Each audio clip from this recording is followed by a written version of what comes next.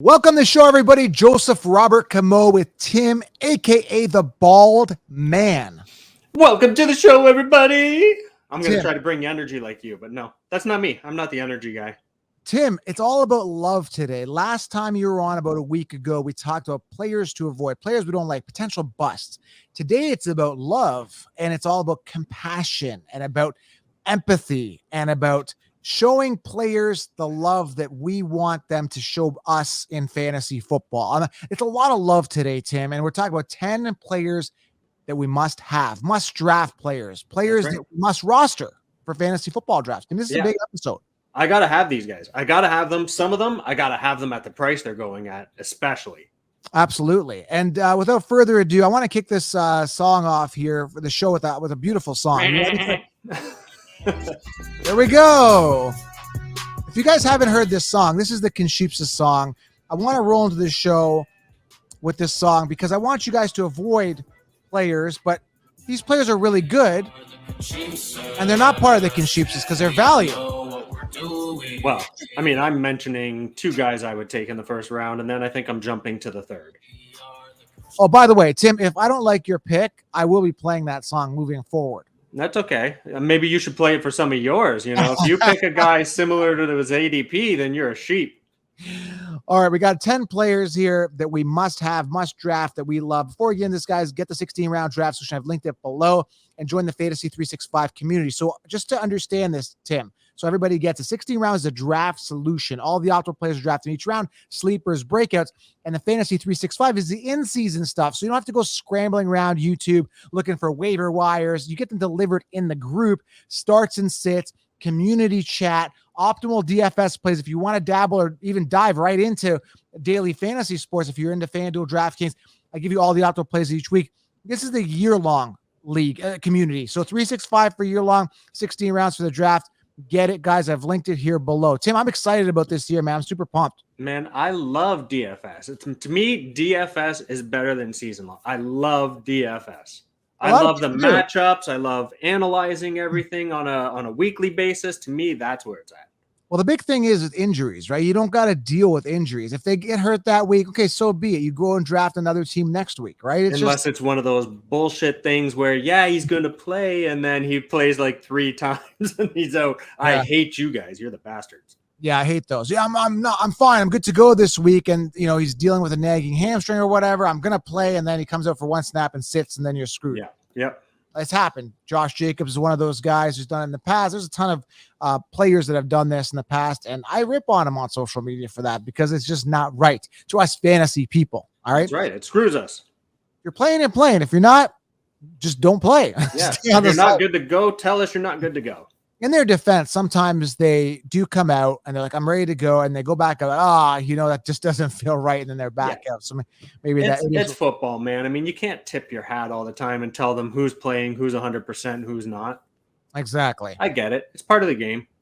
All right, Tim, let's go. Let's start off with mine first here. I've got 6 here because one of ours overlaps, so we have to throw in another one. So Tim and I actually agree on a player we must have this season. It's going to be interesting to see who that is. But the first player that I want to talk about here, that it's a must-have for me based on value. Now, some people say, Joe, I don't know. You might say, I don't know. But Russell Wilson, now, new team, fresh new offense. I think he's got great receivers, or really good receivers anyway, not outstanding, but guys that could be good. But that's predicated on Russell Wilson being good. And some people say, well, he's over the hill. He's done.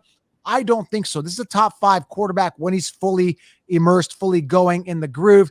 I think they believe in Javonte Williams. At the time of this recording, Melvin Gordon's a free agent. He's been talking to the Ravens. He's probably going to get shipped off. They've got Williams. They got Sutton. They got Judy. They've got some good options there. Wilson, again, new place. Some people, when they get to a new place, they feel revived, re-energized. I think he's got a new chip on his shoulder. He's ready to go. Russell Wilson is going to be around.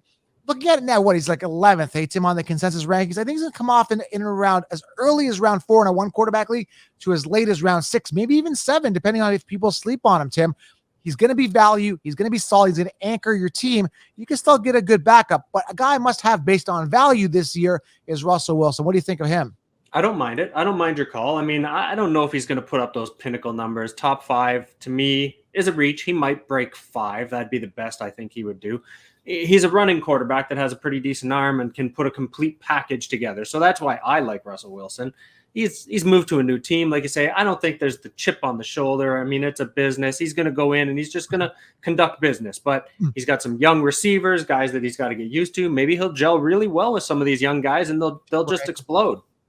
We're gonna have to see, but I just love the value this year. Like it's weird because like I go for guys in the fifth, not weird, but actually I go for guys in the fifth round.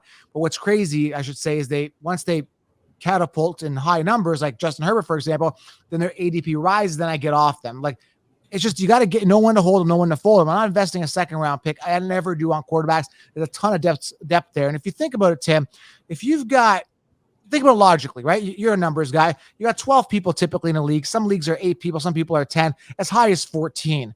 I would say there's a good 20 to 22 really viable, good quarterbacks that produce fantasy numbers pretty solid. I mean, some fall off after around 12, but either way, you're going to get a good quarterback. So, especially you're going to get a good backup as well if you draft right?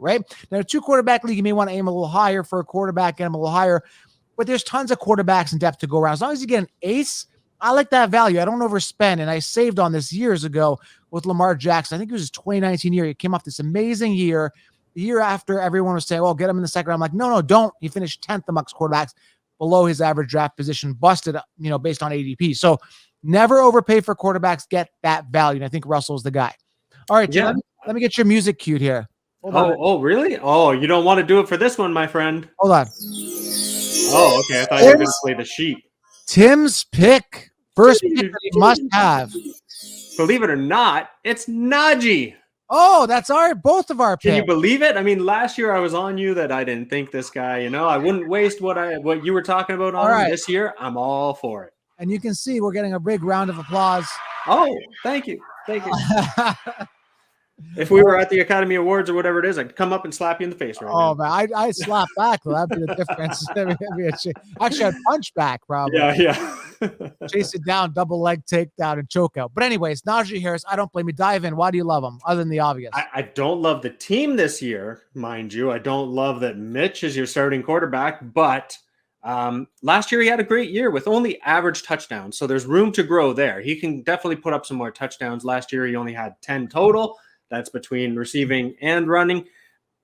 Definitely room to move up. 307 attempts for 1,200 yards, though. Holy hell. I'm actually surprised. When I looked up some of the stats, I was like, damn, I didn't realize he had done so much. So the kid is good, man. 74 catches, 94 targets, 470 yards, 3 touchdowns there. That's what I say. There's still room to go up. Don't love Trubisky. They've lost Juju. It's a different team, man. It's not the same Pittsburgh from like 3-4 years ago. So there's some things to be scared about, but as a running back that can do it all, yeah, I'm taking him early first round. I think he's my pick.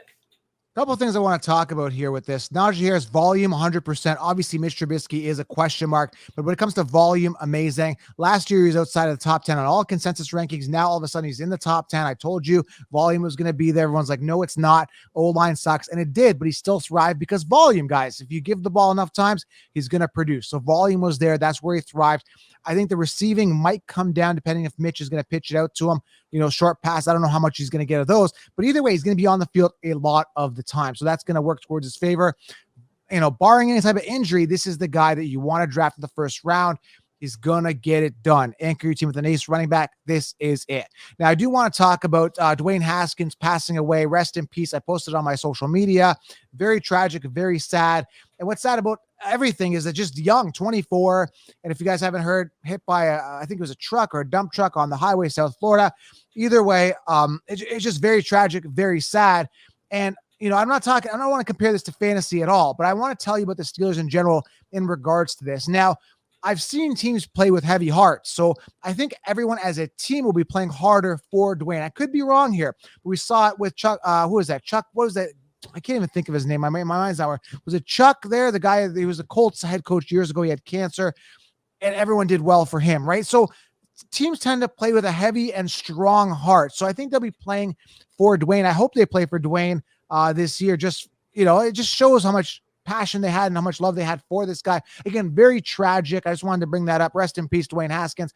Very, very sad. But, for fantasy, I love Najee. Aside from that, prior to anything happening, with his friend passing away. But Yeah, very, very sad, Tim. Yeah, it sucks. It's an unfortunate accident. It's one of those crazy things that you just can't believe happened. I don't know that I know the whole story, but I've heard that he ran out of gas on the freeway, was going to cross the freeway to get gas, and Wow. like unfortunate, ridiculous. 24 years old, gone way too early. Who cares what he did in football? Yeah. You know, I know there was some bull crap going on. I don't even want to get into it. It's just Oh, unfortunate, ridiculous, sad, didn't need to happen. One of those bullshit things, man. yeah. It's life and it's shit. It's a shame. And I don't think he really, really got the chance to shine. I think we're going off on a tangent here because you have these quarterbacks that end up on bad teams. So he ended up on Washington, never really got the chance to shine. We saw what happened with Stafford in Detroit, right? So obviously didn't meet his capabilities. So he never really got that good start in Washington, had an opportunity here. If Mitch craps the bed, he could have probably stepped in. I know they got Rudolph, but he's not very good. Could have had a real chance to shine. Again, very unfortunate. And you look at his Instagram, I think he was just recently married or engaged. Tragic, rest in peace. And I guess just appreciate, hug someone you love today, that's life. You never know what tomorrow brings, man. It is. It's just, I didn't know the guy, but it just hits you like, man, someone that young, that athletic, just gone. Yep. So anyway, and he was training with Najee and Claypool, all those guys in South Florida. And I was looking at their Instagrams and the day after, just like that. So blink of an eye. All right, let's move on here to another guy that I must have, must love, must cherish, must kiss. Never mind. No kissing. All right. The next guy here is Javonte Williams. Now, again, at the time of this recording, and some of the people are like, well, Joe, you're recording so early. Well, we have to talk about fantasy all year long. So we prepare. So we're ahead of the curve, right? A lot of pre-NFL draft stuff may shift, may change. They may draft a rookie. Melvin Gordon may stay. Time of this recording you're listening to, well, Melvin Gordon's already gone, right? We don't know, right? Because we can't predict the future. But predicated on Melvin Gordon being gone, this is a top 5 pick. I love him. Tim might say he's not really proven, but based on what we saw a guy that 203 attempts, 4 touchdowns, average. I don't even know his yards per carry. Let me pull up his yards per carry.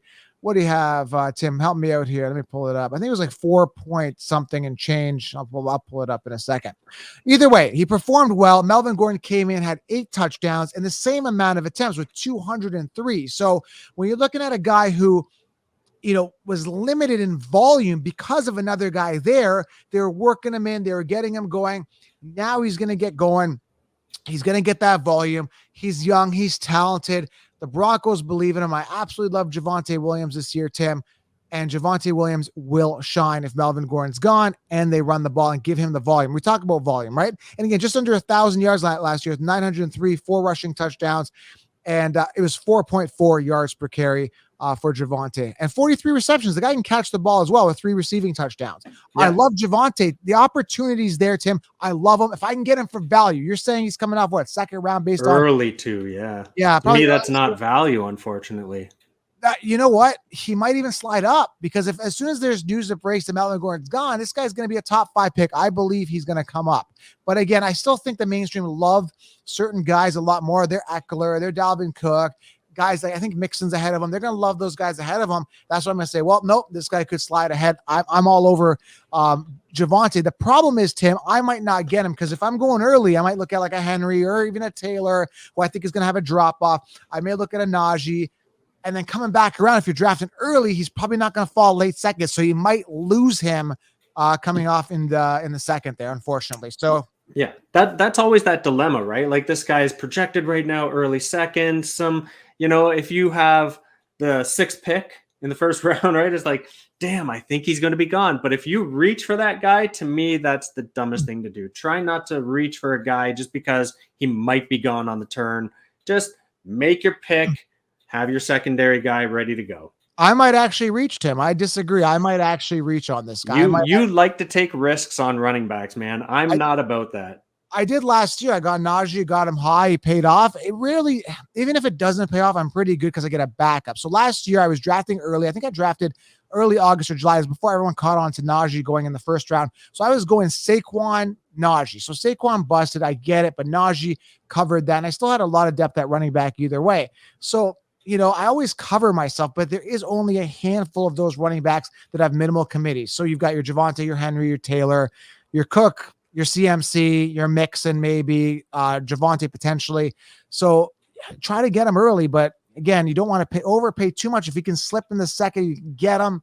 That'd be amazing. But I think his ADP continues to slide up.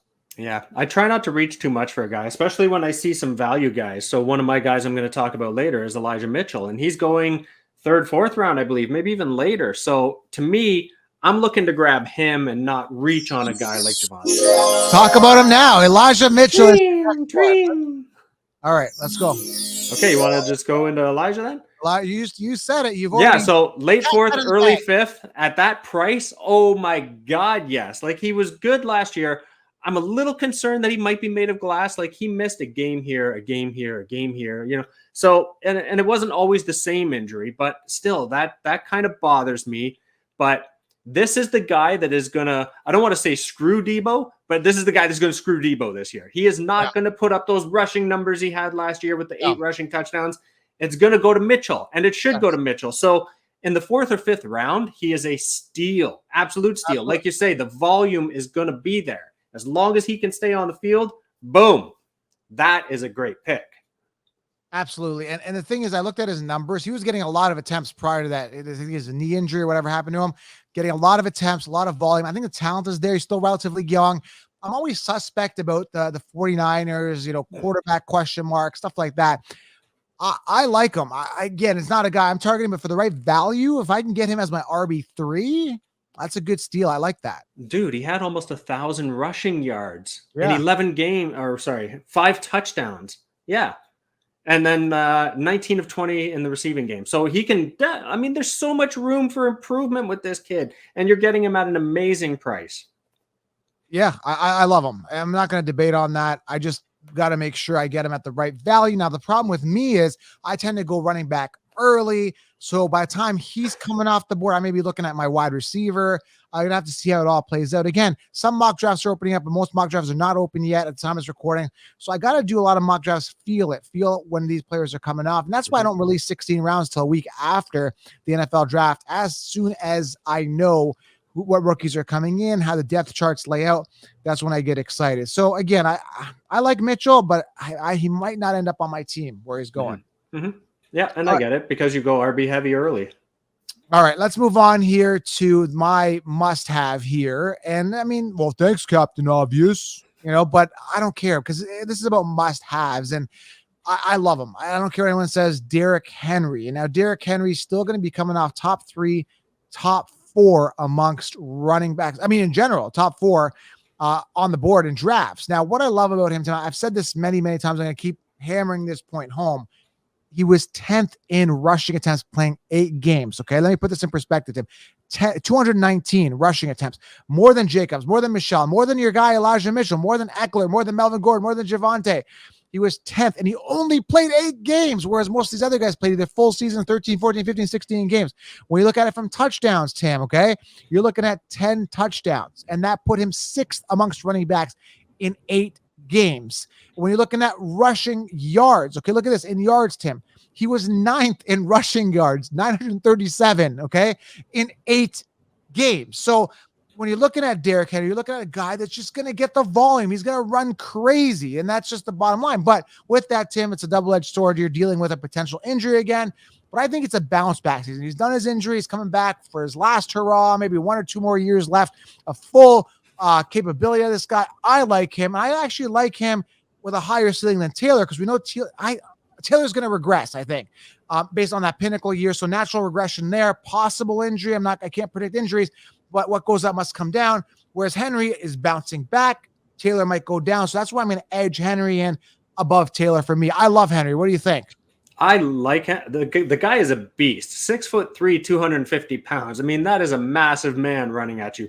Problem is, he's being used up. Not to the point where he might not have another great year, but dude, they run his ass ragged.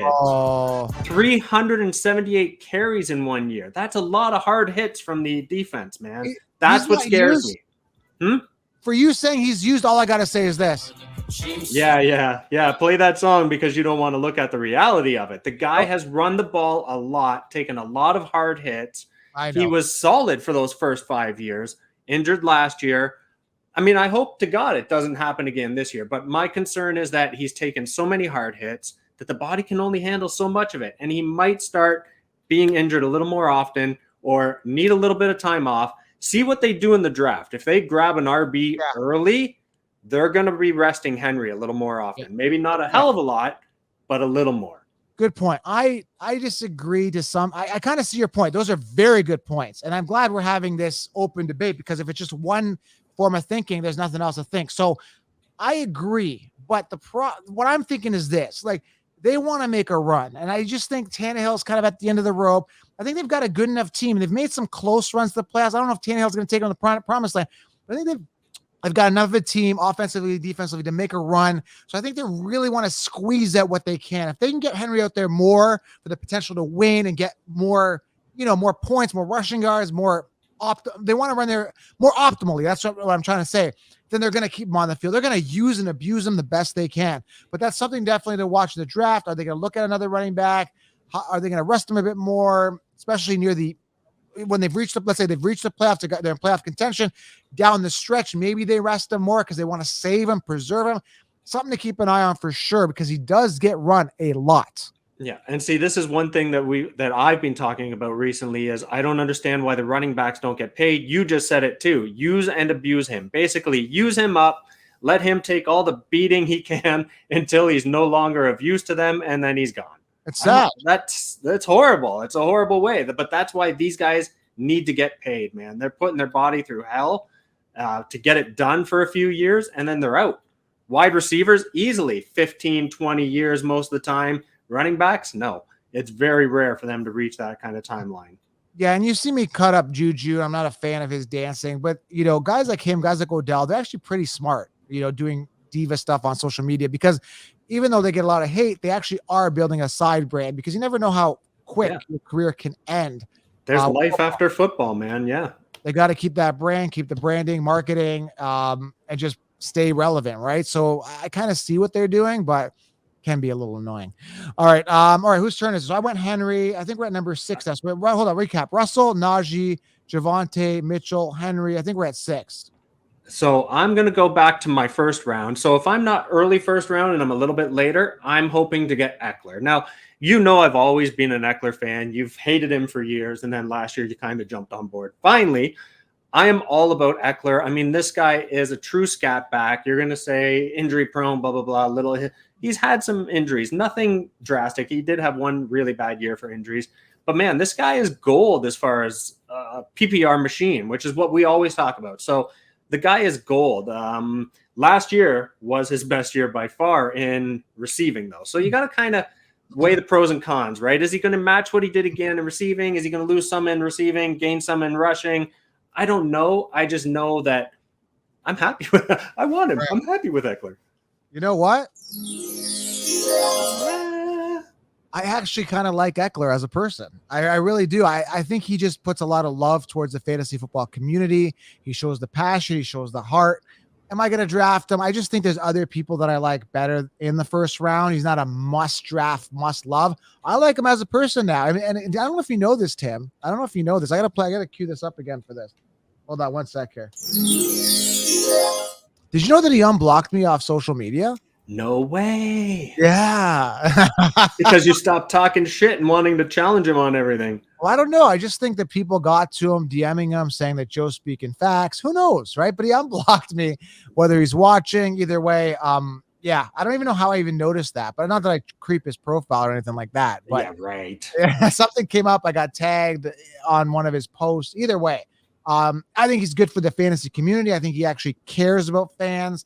I like him. Again, am I crazy about him? No. As a person, yeah, I like him. I think he's cool. We're going to have to get him on the show one day. And I think this is a guy that'll pursue fantasy and play fantasy after his career is long done and over.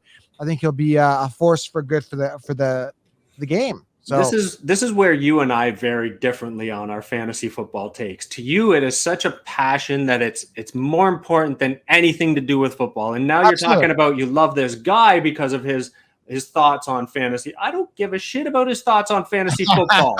I don't care. Play football, Eckler. It's my job to try to decipher whether or not I think you're valuable in fantasy. I don't care if you say you love fantasy football and you wanted. I don't friggin' care.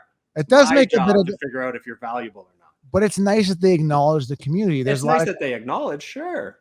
Yeah, like AJ Brown, he hates fantasy, he hates the community. There's a lot of players that hate fantasy and they don't give an F about your fantasy team. Good. So I don't care. If he's a great player and he's going to get some touchdowns and throw up huge yardage, I don't care if you say fantasy football can kiss your ass. but the crazy thing is that it runs in parallel with their performance. So if they suck at fantasy, they suck. By saying I hate fantasy is like shooting yourself in the foot. No. Fantasy is a game within the game. And the game, the football game, is much more important in real life than the fantasy But game. if you're performing well on the field, putting up reality points, that's going to translate to fantasy. So by saying, I don't care about your fantasy teams and yeah, maybe, but you should care about your points. That kind of, it's relevant. Yeah. But they should care more about the team winning. Of course, yeah, they do. That's got to be their focus, right? So if it means that they do something funky, if they do a Todd Gurley and they drop down at the 1 yard line, whatever, that's football. It's our job to try to decipher whether or not we think they're a great pickup based on what they do on the field. Their personal life, they're some real assholes in the NFL. Let's face it. That's nothing to do with it.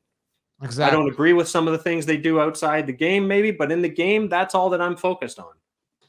All right. Number 7, DeAndre Hopkins. I'm moving right on here. Now, a lot of people will disagree with me on this, but here's the thing. Where did Hopkins finish last year? He was like, man, he was low. Yeah, he only played 10 games. Yeah, 10 games. He played 10 games. Now, I look at his stats from 2013 to 2021.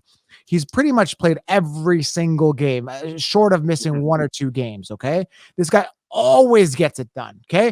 Now, here's the argument that I'm getting here. Now, first of all, I got to say, I think he comes back this year, booms, gets back to top 5, top 10 contention. The only debate I'm getting from people, which is crazy, and that's just recency bias talking, because I still think, what is he? How old is this guy? 29 and going in his 9th season or so, drafted in 2013. One of the best in the game. He had 1 bad season. It's the recency bias, everybody. He was top pick last year, top 3 wide receiver off the board. Now he's sitting, where is he on the Consheeps? It's like 14 or 12 or something crazy like that. He's going early 3rd. Yeah. I mean, this is a guy coming off in the 1st round. So the only debate people are giving me right now when I tell them that he's still elite and that he's always finished seasons except for 1 is that he's washed up. He's old now. He's done. Yeah. I don't think so, man. I'm not even going to make that argument against him. I think he's still got some good football left in him, but and to be honest, early 3rd, I'm all for him. You finish your comments. I've got some things to say about him. No, I just think that he's insane value this year. Like DeAndre Hopkins, we're not talking about give me a crappy receiver. I'm not going to cut Samuel. No, he's good. He's good. I think he's overinflated too. I'm not drafting Debo, by the way. I love him. I think he's a good guy, whatever. By the way, Debo wants to get paid. Did you hear this? There's talk that he wants to get paid more. More than any non-QB. He wants to be the highest paid non-QB in the NFL. Ahead of running backs, ahead of Tyreek Hill, ahead of all those guys that are high paid. And I get it. Like, I get why you want more for yourself, but you've only had 1 good season. Exactly. 1 good season, and now you're shooting for the moon. Which is fine, but wait. I mean, we got to prove a little bit more, Debo. Pump the brakes here. So going back to what I was saying with Hopkins, I just think that he's going to be a steal. Like, we're getting an ultra elite wide receiver, and we're not paying a 2nd round pick. If I could steal him in the 4th round, that would be amazing. Imagine he falls to the 4th. Who knows? Yeah. But I would be running all the way to the bank with this one. I like the talent. Christian Kirk shipped off. Kyler Murray, he's kind of got a bit of a chip on his shoulder, I think, getting a little bit of criticism lately because remember, I don't know if you know, but he deleted all his crap from the Cardinals on his Insta. I think he brought it back. Either way, there's been some drama, but I think he's got to prove some stuff, whether he wants to stay with Arizona, whether he wants to get shipped off, whether he wants to get mega contracts in the future. He's got to perform. Hopkins is his main guy. It's his go-to guy. I like Hopkins, and I think he'll be a steal, and I think he's going to finish the entire season. If he does, he's going to put up solid numbers. I love him. He's a steal. Yes. At that price, he is a great pickup. My concern is not so much his health, because like you say, he's played pretty much every game over the last whatever years until last year where he missed some games. What I'm looking at is last year, he was only 42 of 64 in the 10 games he played. 8 touchdowns, beautiful, 572 yards. Not bad, not great yardage. But if you extrapolate those numbers over a full season, his numbers were down everywhere except maybe those touchdowns. So I'm concerned that the volume is not there for what it used to be for DeAndre. So I'm looking at those numbers. I'm still really happy in the third round with him. But I'm looking at, you know what? He's probably not going to have those really massive years anymore. There's a chance. There is a high ceiling still. But I'm more concerned that the volume's just not going to be there. And he's going to probably top out at that 110, 120 target range. Yeah, another thing to watch NFL draft, see if they draft any top receivers. Christian Kirk obviously being gone. It's going to be interesting to see. I think they're going to use him. I think, again, they're going to try to make a run this year. And they really capitalize on Hopkins this year. They need him to make a good run. They just need him. So I think he gets the volume that he deserves finally with Kirk being gone. But again, watch the NFL draft as well. All right, let's move on here. So who else do you got? So I went. So this one you might think. In fact, I'm pretty sure you're going to think this one is a little crazy. So Aaron Jones. Now, before you say anything, he's not first round pickup. He's not second round. He's a third round guy. We are the Chiefs. I'm going to start to know that song by heart, and I'm going to hate myself for it. You told me not to say anything, so I just played a song. I am wearing a Packers hat, by the way. So obviously we all know that Devontae's gone, right? So their top wide receiver is gone, which could end up hurting him. Now who do you got? You got Lazard and you got Tanyan. That's it really on this team right now as far as guys that are going to catch the ball. So are they going to lean even heavier on Jones, or is it going to mean that they stack the box against him? I don't know all the friggin' answers. I just know that as a third round pickup, for a guy with his abilities, I'm all for it. He's pretty reliable. He's only missed a game or two here or there. The ceiling is very high. There's a slight risk. His rushing TDs were horrible last year, so he only had 4. But he made up with it for 6 receiving touchdowns. So what's going to happen? Is he going to get a lot more of the dump-off passes? Is he going to run the ball just as much? He's a little bit of a question mark, but in the third round, I'm willing to take a risk on Jones, who has a very high ceiling. Yeah, I mean, you're not even talking about Dylan. Dylan's production went up last year. So, I mean, you got to take him as a threat here. I still say that Jones is the guy, at least for this year. Now, I'm looking at – now, you got to – if you look at this, Tim, I think you're crazy. I mean, if you go back to 2021 running backs filtered by Green Bay, I'm looking at the stats here, and A.J. Dillon was the RB1. I mean, yes, Aaron Jones finished with more fantasy points, but look at the attempts, 187 to Dillon to 171 for Jones. You look at the rushing yards, 803 to 799 in favor of A.J. Dillon. 5 touchdowns for Dillon, 4 touchdowns for Aaron Jones. Yes, Jones had a couple more receptions, but Dillon's going to be a factor. We're seeing it right here in regards to volume. So I don't know, man. Again, he played 2 more games, Dillon did, than Jones. I think Dillon's going to be a factor. It's going to be a bit of a committee. If I want to go somebody, I'm going Dillon later with a chance that Aaron Jones breaks his leg and I get an RB1. Okay, so what were you talking about? Were you talking 2021 or 2020? Sorry. 2021. So, yeah, actually, Dillon had more in every category than Aaron Jones. Yes, Aaron Jones is the RB1. We get it, and that's how it's slated, and it is what it is. But Dillon did take a step up last year, and at the end of the day, man, I think Dillon is going to be a factor. Oh, yeah, there's no doubt about it. But I still think in the third round, I think Aaron Jones is still the RB1. I think he's still got game left in him. Give him one more year as a third round pickup, putting you 200, 220 points probably. Yeah. To me, that's a good payoff. Yeah. All right. So I'm looking here. I'm just going to go. We got 2 more. How many more do you have on your list there?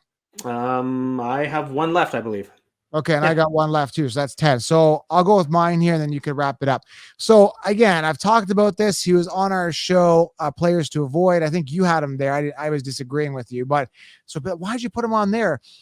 You had him in the Players to Avoid. I have him on a must-have, and based on volume, call me crazy. One last dance, and I understand the whole saying. And we're talking Saquon Barkley, by the way. Fool me once. What is it? Fool me once, shame on you. Fool me twice, shame on me. No, fool me once, shame on. Yeah, you're right. Fool me once, shame on you. Fool me twice, shame on me. Yeah, so shame on me if he busts again. But if I can get this guy in the 3rd round, I'm all over it. Now, I think he slips up to the 2nd round. I think his ADP is going to climb up. As soon as people realize that the Giants are going to beef up that O-line in the NFL draft, and that's going to be their focus. And I don't know if they're going to bring a good wide receiver, because they need some wide receivers. They need a lot of stuff. They need a lot of help. Mm-hmm. Main thing is offensive tackles, and you need that offensive line beefed up. I honestly believe, and there's clues, Tim. You got to be a detective in fantasy, right?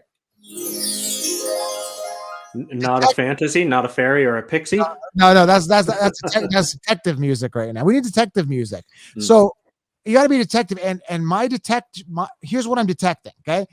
They ran Booker. Now Booker sucks. They could plug you in and you'll probably run as hard as Booker. I don't care what anyone says. Yeah, you will. Have some confidence. He's not good.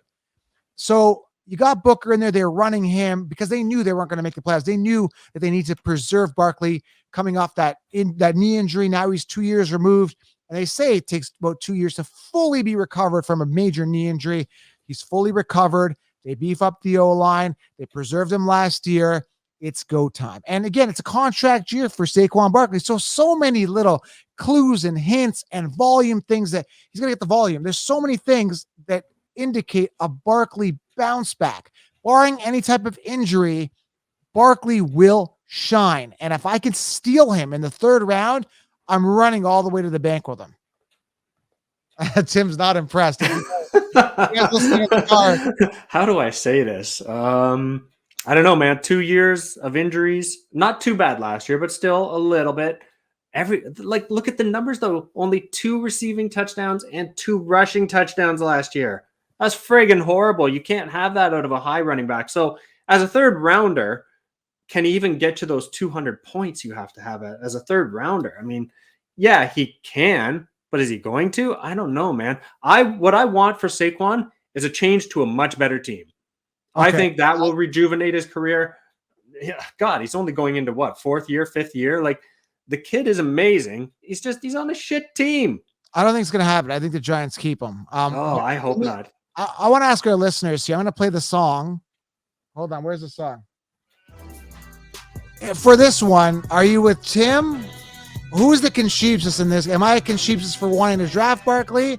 Or is Tim the Concheapsis for wanting to avoid Barkley? I wouldn't say you're a Concheapsis for wanting to draft him. I think you're making too strong of a case for a guy that, not just because of him, but because of the team around him, is not getting it done. Rookie year, amazing. Downhill ever since. I'm not sleeping on him. If I can get him for a value, again, it's about the volume. It's about having those running backs. There's only a handful that have minimal committees.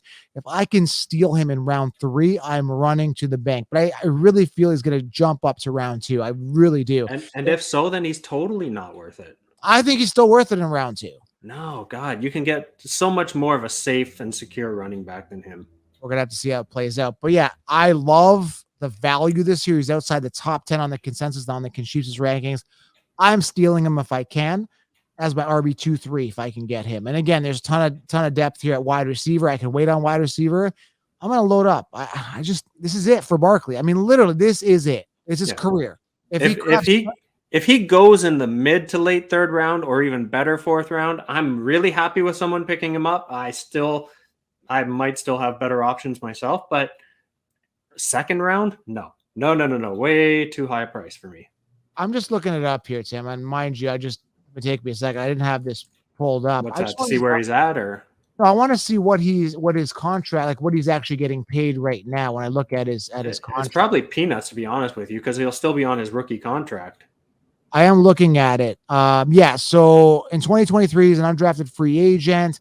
Yeah, he made peanuts. His base salary in 2021 was $850,000, but he did have a signing bonus of $5 million or so.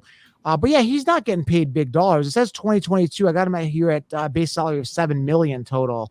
He's not bad. He's getting money. It's not peanuts, but this is, like you say, this is it. This is the end of his rookie contract, I would assume. So he's looking to be paid, and he's got to do it this year. He's got to put the points up. He's got to score the TDs. He's got to do everything in order to get the big contract and leave New York no matter what. Yeah, I would leave New York. Do not re-sign. All right, Tim. Last one here. Who do you got? Who do I got? I have Adam Thielen. Do you know where Adam Thielen is going right now? And people are going to, no, you're wrong, Joe. He could be the wide receiver 1 still. I'm not sleeping on Thielen. Okay, where's he going? Fantasy points wise, he could be the one. Early 7th round. Wow. Like, are you freaking kidding me? Yeah, he's had a little bit of injury troubles over the last couple of years, but he's always good for a high number of touchdowns. Always. So even if he misses a couple games, he's still going to probably hit those double-digit touchdowns. And in the 7th round, are you freaking kidding me? This guy is a 200-pointer all day long. So 7th round, guaranteed 200 points as long as he's healthy-ish. Yeah. Yes. Like, it's a no-brainer. And if you look at his numbers last year, he was solid at the beginning of the season. Everyone's like, oh, Joe, you're right. You know, Thielen then, you know, being the one, and then Jefferson came in and took over. Obviously, Jefferson, youth plays a factor, talent, maybe slightly more talented. Thielen's a great receiver. I don't think he's a bad receiver at all. And he gets those touchdowns. He's got that rapport with Cousins who's come back. I'm actually excited with Thielen. I 100% agree with you. You know, you're not paying that first early second round for Jefferson or wherever he's going to end up going. And Thielen's going to be that value. So give me Thielen late, and you can take Jefferson while I'm loading up on running backs. And again, Thielen isn't going to be my wide receiver one anyway. He's just going to be there, and he could potentially be the one there. And there's a ton of value. You look at Robert Woods there with the Titans, right? He could be the one there ahead of A.J. Brown, because A.J. Brown hasn't really wowed us. So there's a lot of wide receiver twos that could be wide receiver ones. We don't know. It could be a coin toss. So I'll take my risk with the later draft pick, and Thielen's one of those guys. Yeah. Great value. Totally agree with that. Steal. So there it is, guys. There's 10 must-have players that we love, and there's more. But we wanted to limit it to 10 and just have some fun here today. It was a good show, Tim. Yeah, I mean, for the most part, I was looking at value guys. So I had put together a list of guys, and I'm like, oh my God, this guy's going 4th, 7th, blah, blah. I'm like, I'd be all over these guys. So we'll save some of those as sleepers. These are guys that I really want to have, especially at their prices. The only one I don't agree with you is Aaron Jones. I'm not feeling him this year. And again, you made some good points. If Aaron Rodgers needs an outlet, you know, Jones has been there for years. Maybe his receptions go up with Adams gone. But again, watch the draft because they might want to look at a nice wide receiver to combo there with Rodgers. But yeah, I mean, definitely, if Aaron Jones stays healthy, the receptions could go up. But other than that, I like everyone else here. Eckler, again, I still not 100% sold on him being ultra elite, but could be. Mitchell, obviously still young.